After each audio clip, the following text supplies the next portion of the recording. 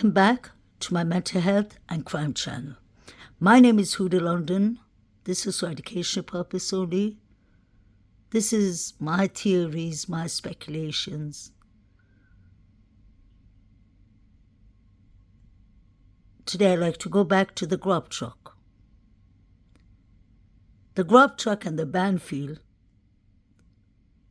are two videos that I take really my time on. I found many things that I've exposed in both the Banfield and at the grub truck. The timelines of the Banfield, the three boys and Saeed, make complete sense to the timelines of Zan and Ethan. The four figures running makes more sense that something happened to Maddie and Kaylee with those four figures running. I've always said from the very beginning of this case that I personally believe that it was two separate incidents.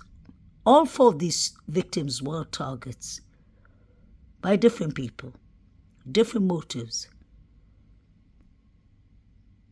And there's many motives we can think of.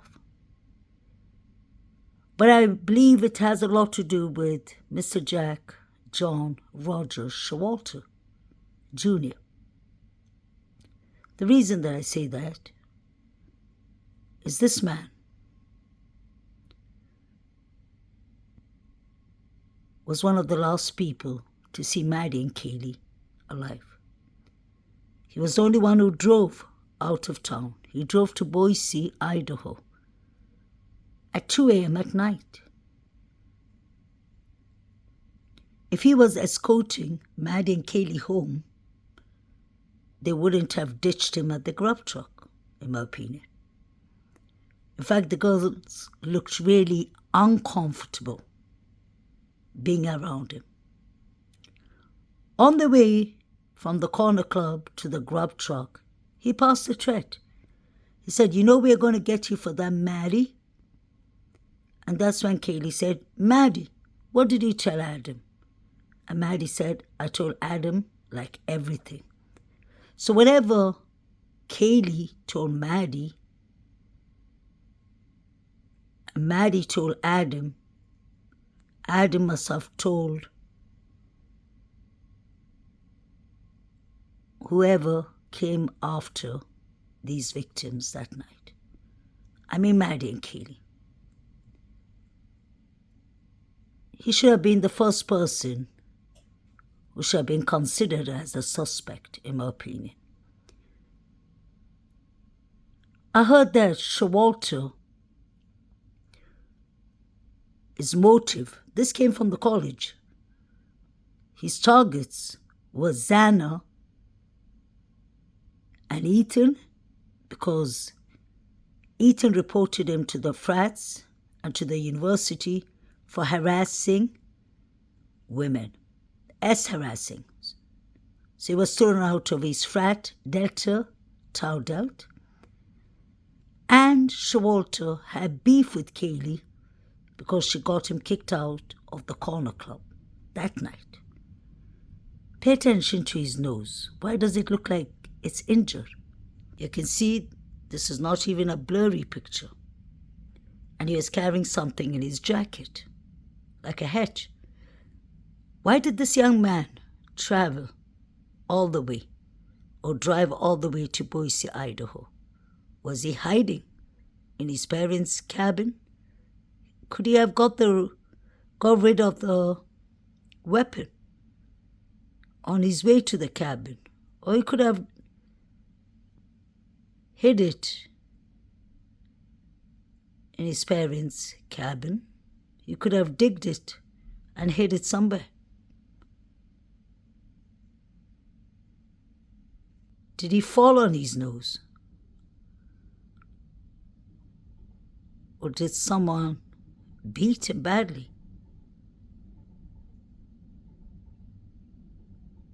Showalter is a skilled hunter, a skilled junior wrestler, professional wrestler. That means he has a very strong grip. He has strong hands, arms.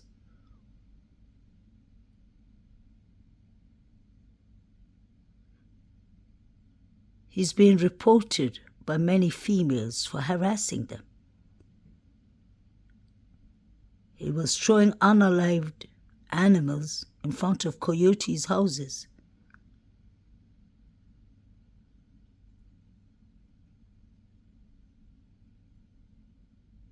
Jovito said that he doesn't know Showalter, but they were very comfortable the whole night. They were talking like they knew each other forever.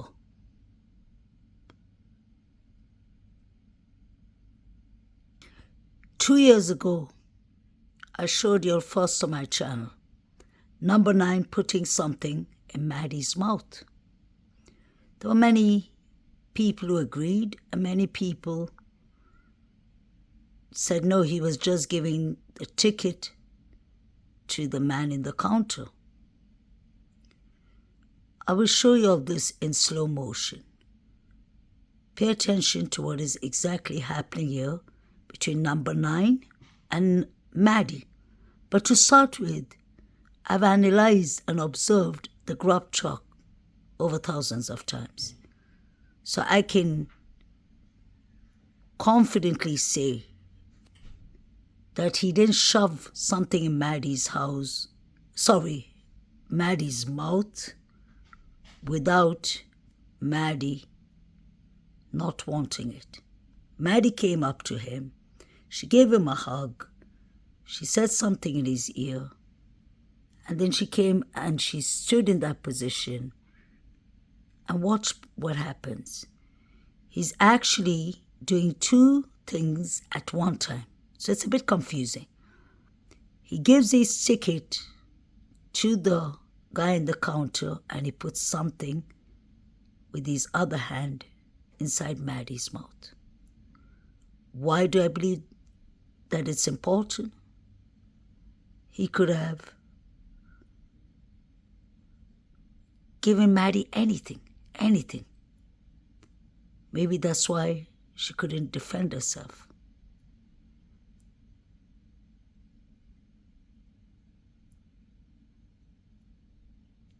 I personally believe all these people are involved in whatever's going on. CC number 9 goes to the corner. He's talking to someone. He gets something.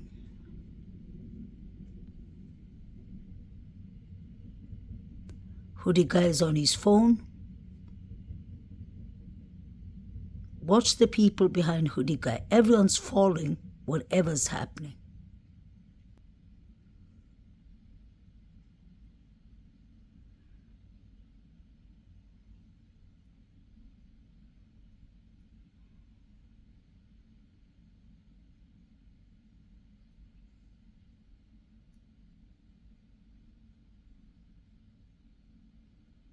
Jovito is even following. Now I believe they send, is her name Peter? They send her to distract Kaylee. Look at Jovito. Now pay attention to what's happening with number 9. Look at the crowd that has come and are watching, like it's some kind of show. There's his hand. He put it into Maddie's mouth. Look again.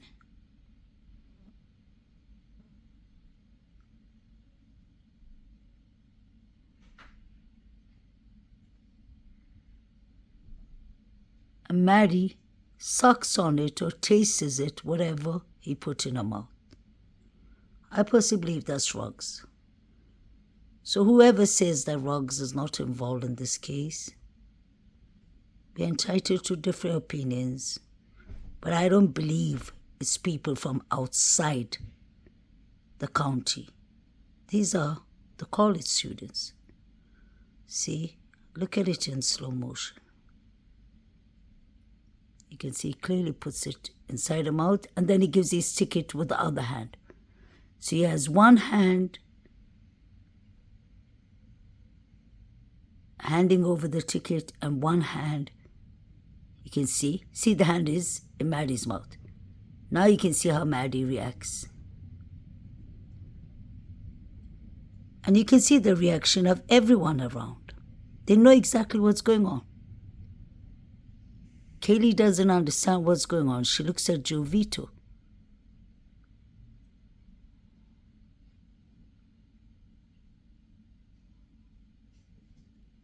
Wow.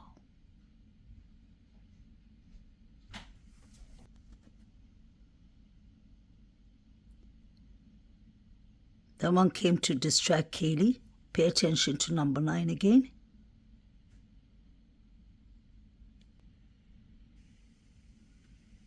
The whole crowd is watching what's going on.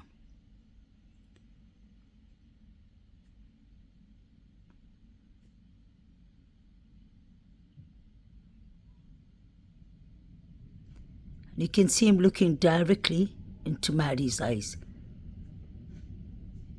See, Maddie opens her mouth. He puts whatever he puts inside Maddie's mouth.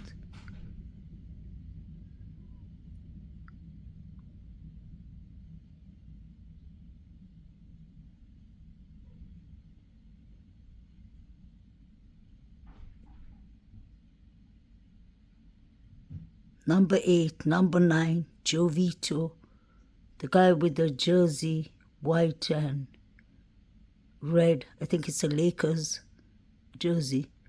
They all are watching it. They all know exactly what's happening. Pay attention in slow motion. Maddie opens the mouth. You can see that clearly. There, he puts it inside the mouth.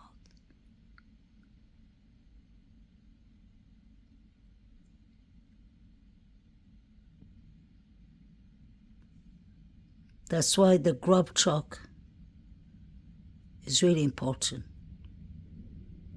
And the Banfield. They're walking red flags.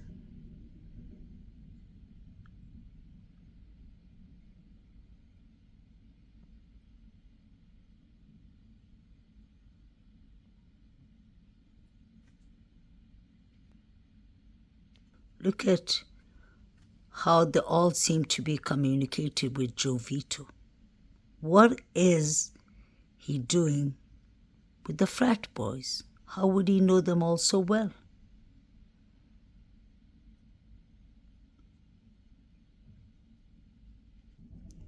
I believe they all have pre-planned this. Look at Jovito and number 9.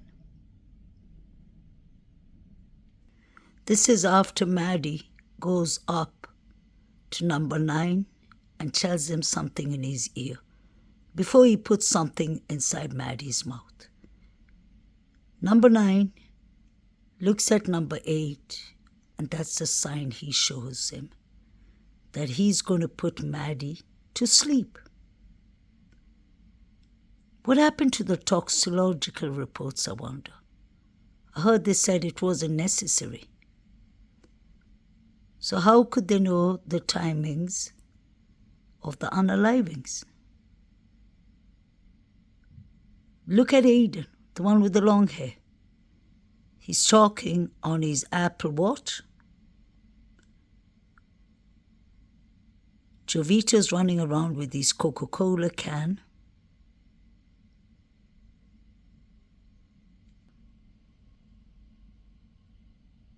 See, Maddie spoke to number 9.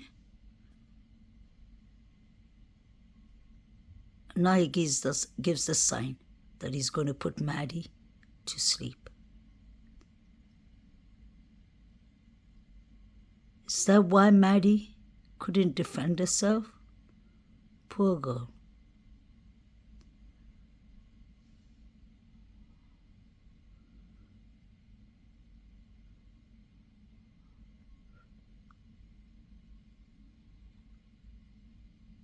He does the sign again.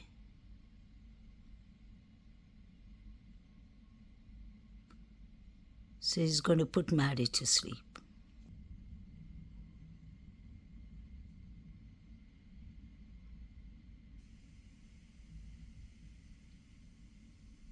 They all are giving each other signals.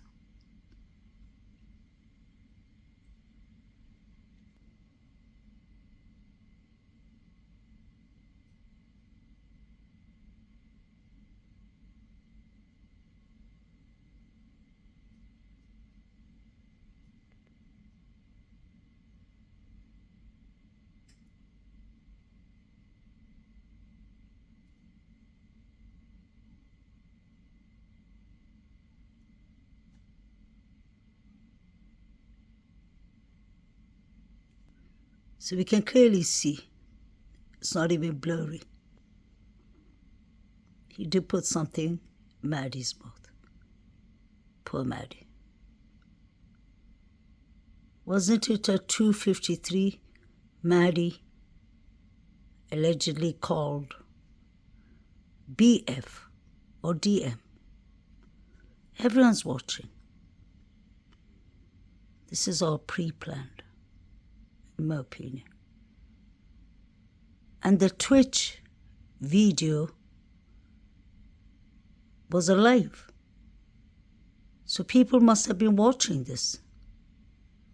You can see. Put something in Maddie's mouth. And that is important. Number 9, number 8, Jovito, Aiden, Hoodie Guy. And most of these people are the grub truck. Even the sororities should be properly investigated, in my opinion. Doesn't make sense.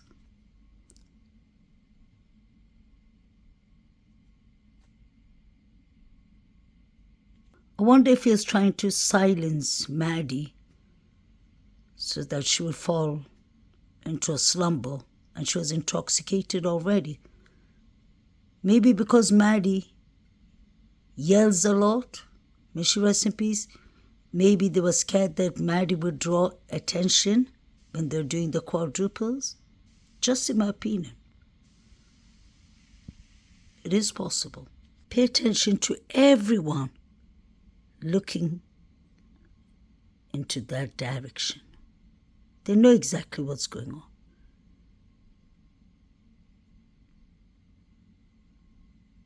I showed you all this in the very beginning of this case. I've shown it a couple of times more. It's been a couple of months I haven't spoken about this. But I believe it's extremely important. Because Maddie was gone. All of them were deleted. And let's not forget what Showalter did on the way to the grub truck. He threatened the girls. He said, you know we're going to get you for that, Maddie. And then now they're putting something in Maddie's mouth.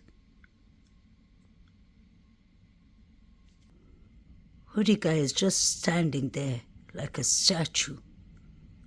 He has something in his jacket. His nose is injured. He has a cut on his face. Allegedly. What was going on that night? Did he come to take revenge? I believe this was a crime of many things. Crime of passion, crime of hate, crime of revenge, crime of jealousy, drugs possibly involved. Because we know Bethany Funk is Venmo, states that she is selling cocaine. So this needs to be checked properly. This should have been investigated. Jovita knows much more. I've heard many people saying that is Emma Bailey, and that isn't. She's much shorter than Emma Bailey. Her forehead is totally different. And many people said that the guy with the shawl is Inan Hush. That isn't Inan Hush either. The voices are totally different. And I do believe Inan Hush when he says that wasn't him.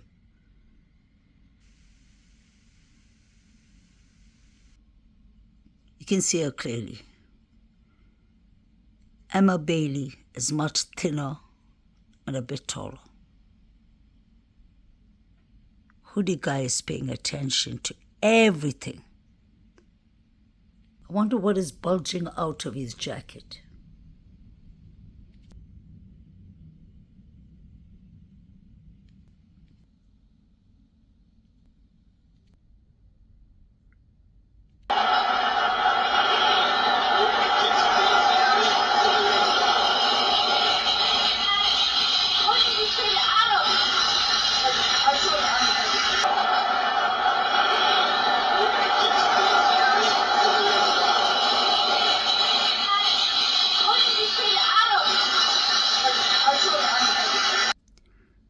Hoodie guy says, "You know we're going to get you for this, Maddie." And then Kaylee says, "Maddie, what did you tell Adam?" Maddie said, "I told Adam like everything." What did they tell Adam that was so bad that got them unalived?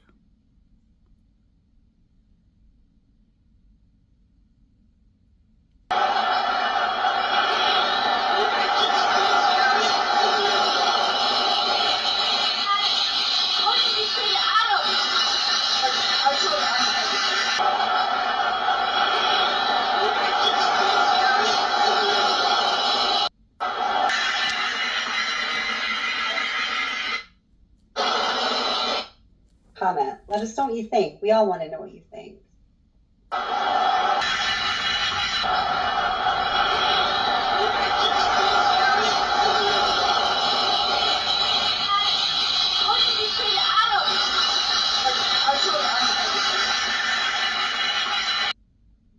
So he did actually pass a threat to Maddie and Kaylee. And number 9 put something in Maddie's mouth.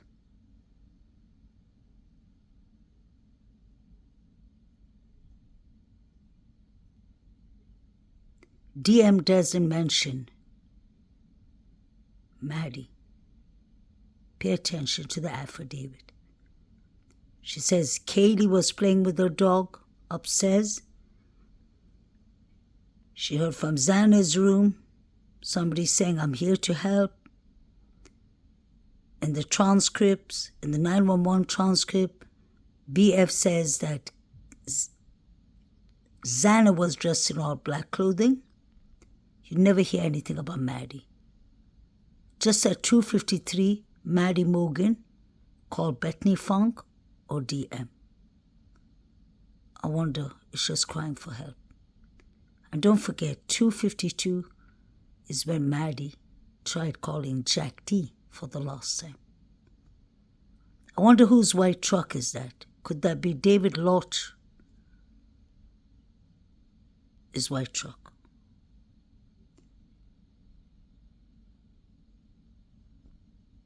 His friend is the one that's carrying the long machete. And I've seen it with the exact same white truck. I still believe the Davids, the Jacks, need to be looked at. Add him to number 9, number 8, Joe Vito, Saeed, the Banfield boys. I'm not saying they did it, but I'm saying further investigations need to be done. I showed you all the white Hyundai Elantra yesterday that was parked in front of 1100 Kings Road. In Xana's picture, you can see it in the background. It had tinted windows. It did look like the one that the gas station picked up the picture of.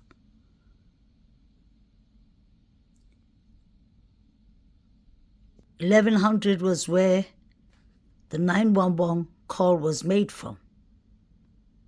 for what happened at 1122 Kings Road. The police log says that. I don't know when this picture was taken, but you see 1100, the blue house behind Xana's picture. And then you see the white Hyundai Elantra parked on the left-hand side. It has tinted windows, and I believe that could be the one that the police were searching for. Wonder who it belongs to. And we know that Jack D has a white Hyundai Elantra too. I still believe the frats are involved. Look at them carrying. Both of these guys are carrying. And this one has a belt to hold his weapon. The one before him has something in his pocket that looks like a cable. Showalter has been hunting since he was 16 years old. He has K-bars. He knows how to use them. He's a hunter.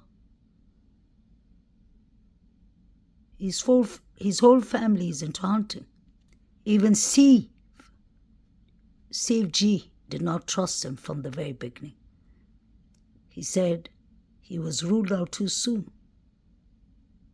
Kaylee was trying to give us a hint. Pictures speak louder than words. Her father said to her if Kaylee saw something and she was concerned, she would take off her phone and start taking pictures. There you go, Steve G. You should listen to your daughter. She's trying to tell you and the whole world something. Look at hoodie guy turning away from the camera. Look how badly injured his face is. Did he get beaten up after he got thrown out of the corner club? Was he just hanging outside waiting for the girls to leave so that he could stalk them? Didn't Kaylee say she had a stalker? Was it Showalter? Allegedly. The real suspects were hanging around the grub truck,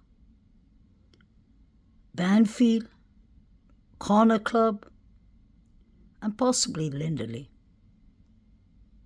I don't know what this is, but this is what Showalter is watching. Looks like there's 2 or 3 guys. This was when the crowd was yelling, Xana, Xana, and Ethan. I believe Ethan was found in the corridor. They're lying. Because the forensics team takes a lot of pictures at the corridor. And there's a toilet near it, I believe. Sorry. There's the living room. Then you go towards Zan and Ethan's room, I think. So were they attacked? Did something happen? Were the Banfield boys sitting and chilling with Ethan and Xana? Possibly. Look at the cups on the table. Or were they surprised? Maybe Xana was just chilling from home. And somebody came, barged in, and attacked them. If the state of the house looked like that from the outside, with red liquid dripping, imagine how it looked in the inside the room. It was a mass unaliving. So why are DM and BA flying about that? The smell of the deceased people would have caught their breath and their nose. They took 8 to 9 hours to call the police on purpose. The roommates were busy sending each other text messages. DM was on the Indeed app, Yik Yak, the bullying app.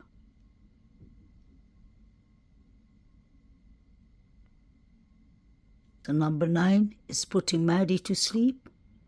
He's putting something in Maddie's mouth. Jovita is watching a picture of 2 people or 1 person on the floor. Most likely Xana and Ethan, since the crowd is yelling out their names.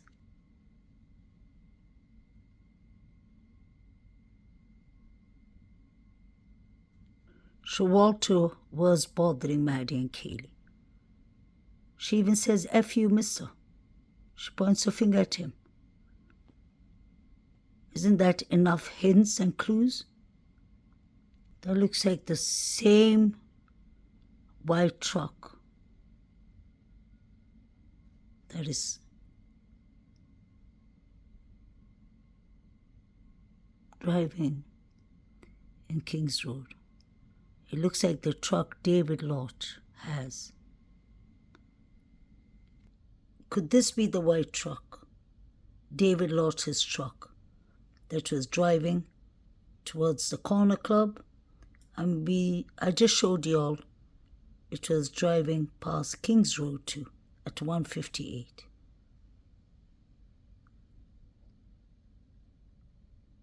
The one on the left-hand side with the blue t-shirt here are all 3 of them. That's the one who's putting on his jacket. Look at all their pants they all are carrying.